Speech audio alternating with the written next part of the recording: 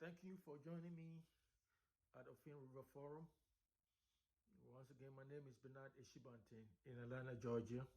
Appreciate you. If this is the first time coming here, I kindly ask you to subscribe, share with friends and family, talk to them about how informative this forum is, and we talk about a range of issues, involving geopolitical, economic, social, cultural. Sometimes I talk about relationship, intimate relationship, romantic relationship. I talk about a whole range of issues. So the point I'm making is when you come to this forum, or Fin River Forum, you won't be disappointed because I talk about a range of issues that may interest you. You may not like this present video I make right here, you're listening to or you're watching.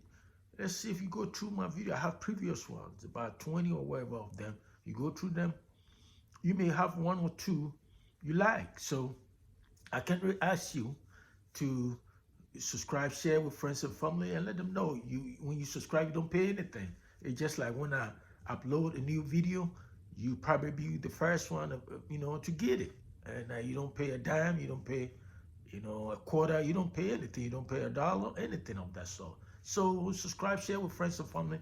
Once again, thank you. I appreciate you joining me here. Again, my name is Bernard Eshibantin in Atlanta, Georgia.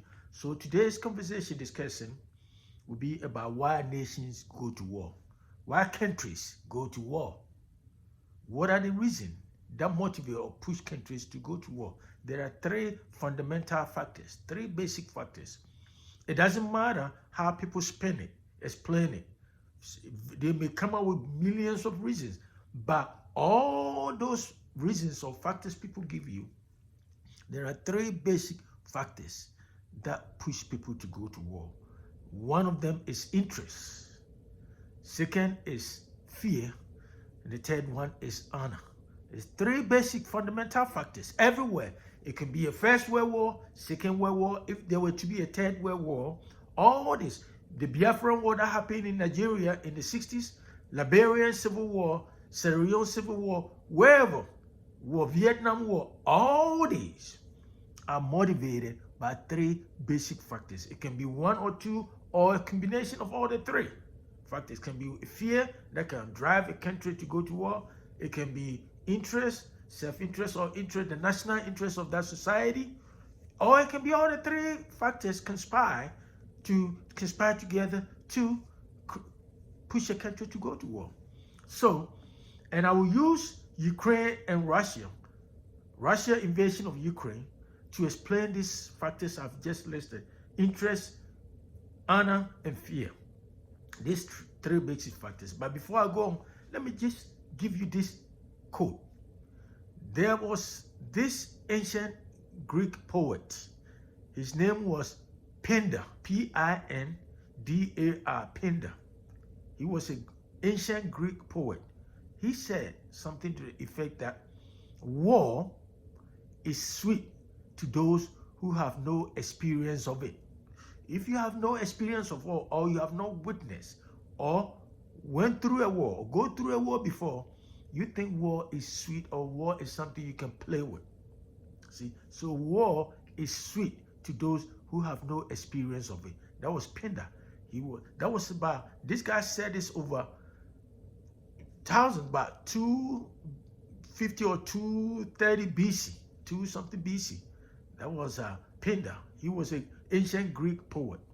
And another guy, he was a German war strategist. Those of you who have learned a lot about security, national security of countries or international relations or whatever, knows a lot about it. He was a war strategist from Germany.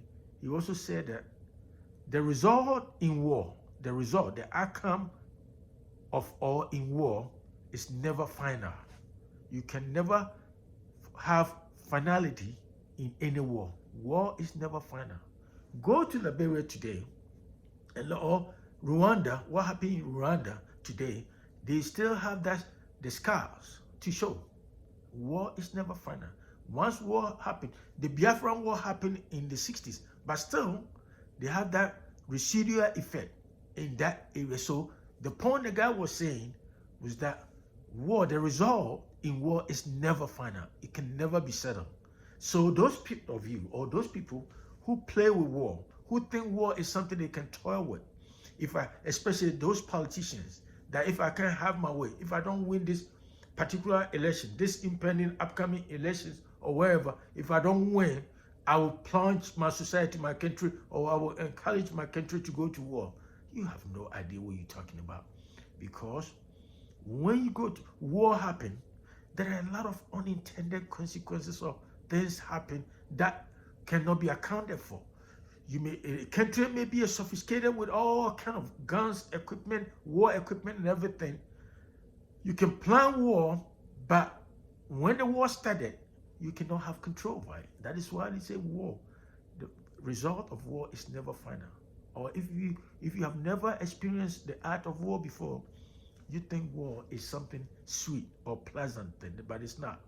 But anyway, so back to the reason I gave you, that three major or fundamental reasons or motivating factors that push people to go to war: interest, fear, and honor. Let me use Russia invasion of Ukraine to explain this point.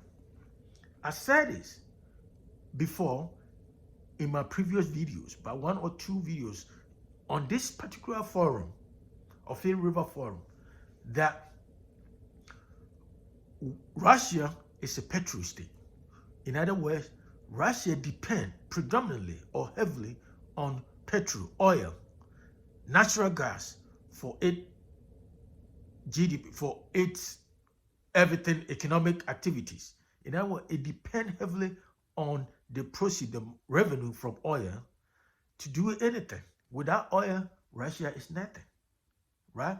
So by 60%, you can double check, by 60% or more of Russia's GDP, gross domestic product, is dependent on oil revenue.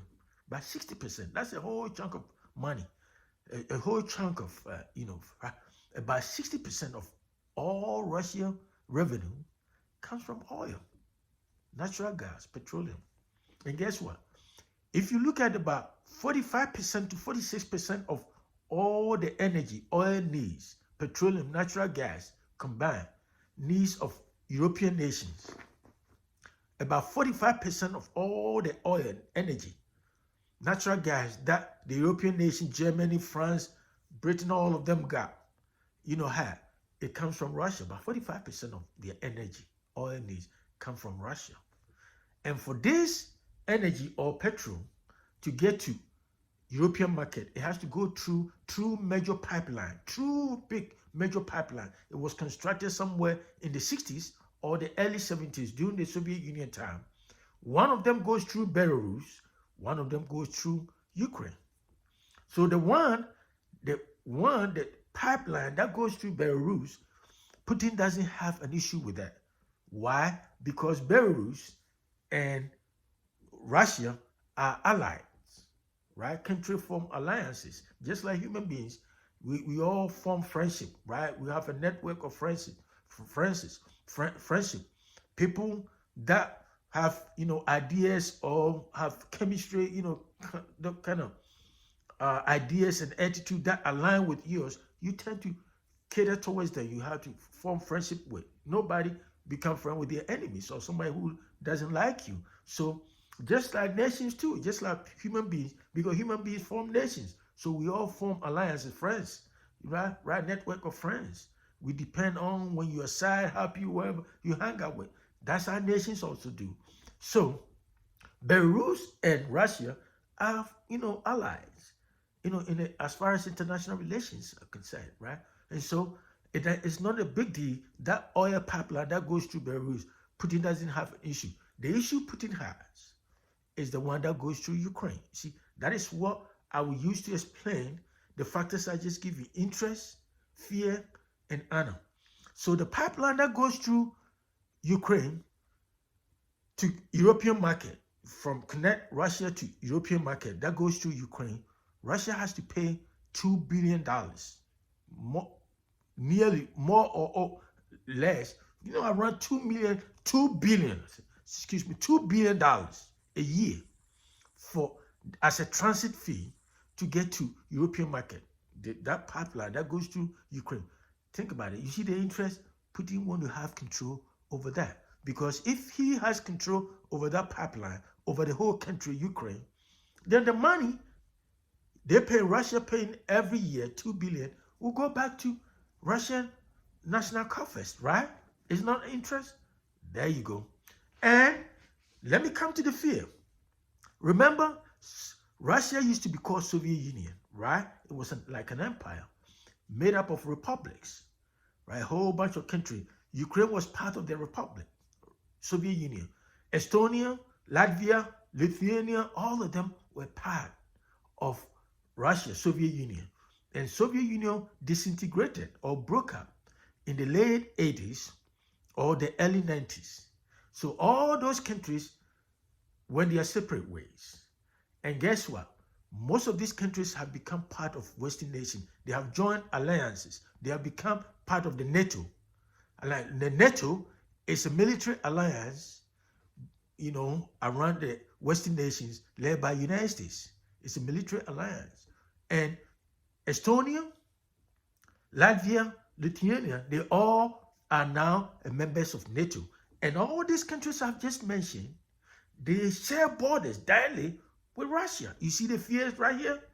And so, if there were to be a war between the NATO countries and the Soviet Union, the chances are it will be easier for the Western nations, the NATO nations, to attack Russia directly because they have they have countries that are close, share border with Russia. So they will use those countries, Estonia, Latvia, Lithuania, as a launching pad to attack Russia. You see the fear? And now Ukraine want to join the NATO. Remember, Ukraine used to be part of Russia, right? Before Russia broke up in the late 80s or 90s. So now Ukraine want to be part of the military alliance of the Western nation led by the United States. And Putin is afraid, fear. And again, when it comes to honor, remember, like I said, Soviet Union used to be an empire, and they were almost on the same level with the United States. The way you used to look at these two countries as what? They were two major superpowers. So when Soviet Union broke up in the early 90s, that status, that superpower status is almost gone, disappeared. So Soviet Union is now Russia, right? And so Putin look at that breakup as one of the greatest geopolitical mistake that has ever happened in human history. The breakup of Soviet Union, that's how Putin see it. Putin sees that as one of the major geopolitical errors or mistakes that has ever happened in human history. So Putin's ambition is to try to restore Soviet Union or Russia to its former self. That, you know, to be now Soviet Union or Russia is a pale shadow of itself. And so Putin is trying to, wherever it takes, to try to restore that honor, because he saw the disintegration of Soviet Russia as a dishonor. You see, you get a point? So the factors I've given you, if you look at it, it will explain why Putin invaded Ukraine and still doesn't want to live there. Because think about it. According to Putin, the reason, the justification, initial justification he gave for invading Ukraine was that he is going there to get rid of all the Ukraine has been, you know, infested with Nazis and neo-fascism. So he going there to get rid of them. But, you know, it doesn't even make sense, because Nazis, Putin going to Ukraine to get rid of Nazis is not true, because the president of Ukraine is a Jew. And the Jews and Nazis, they don't get, it's just like petrol and matches. They don't even get along, because Hitler was a Nazi. He was the guy who killed over 6 million Jews. So how can a president who is a Jew descent will sit down and allow his country to be overtaken by Nazis? It's not true. So the main factors, the major reasons I've given you is what drive nations to war. It's interest, honor, and fear. If you think about human beings, if you want to fight somebody or you fight somebody, it's because you think somebody has disrespected you, which is honor, or somebody threatening you, which is fear, or you're fighting to protect your territory or your interests. That is what, and human beings form nations. So anytime human beings go or nations go to war, look at it. It doesn't matter what the justification reason anybody give you.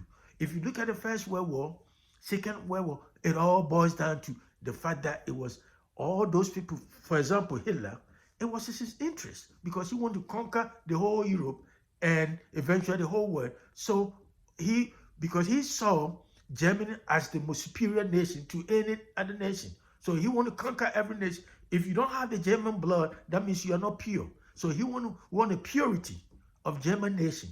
And so he felt like Jews are just like subhumans or blacks or any other people.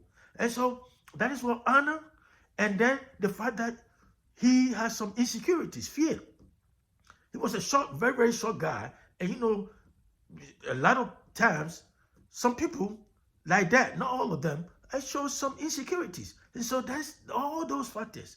And the interest, the self-interest that I've talked about. So anytime you hear anybody talking about any war or any nation fighting other nation or civil war within countries or within society, one society, it's because it's based on these factors I've given you. It can be one of them or a combination of the three factors that conspire or come together to push nations to war. Nothing else, nothing more.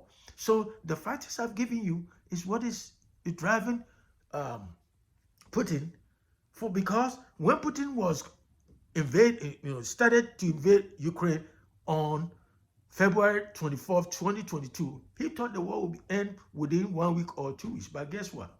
It goes back to what Clausewitz said, that the result in war is never final, or those who have not experienced war think war is sweet. Because when you plan, it won't go the way you want it. It's just like you fighting somebody. You may think you are so strong or wherever, and you are fighting somebody smaller, but you probably, in the course of the fight, you find out, man, you are not all that capable like you think you are. And so that is what it is. So anytime war is not something people should play with.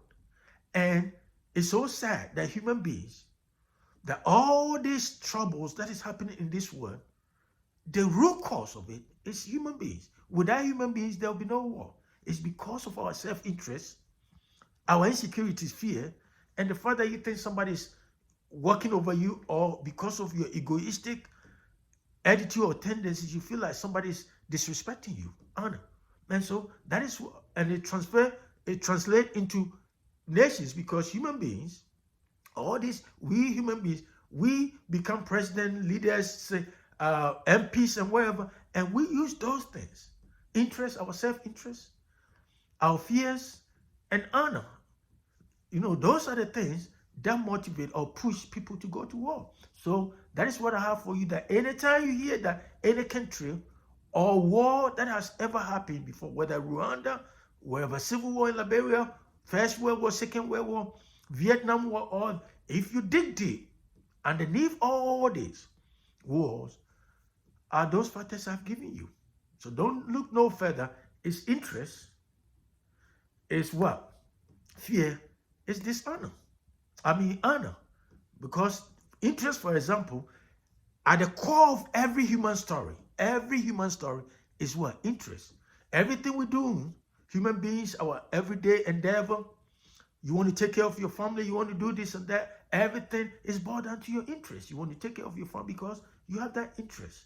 You have your interest and your reputation, honor and everything. So that is what I have for you. Once again, this is Offin River Forum, and my name is Bernard Eshibantin in Atlanta, Georgia, and I will talk to you another time. Have a great day.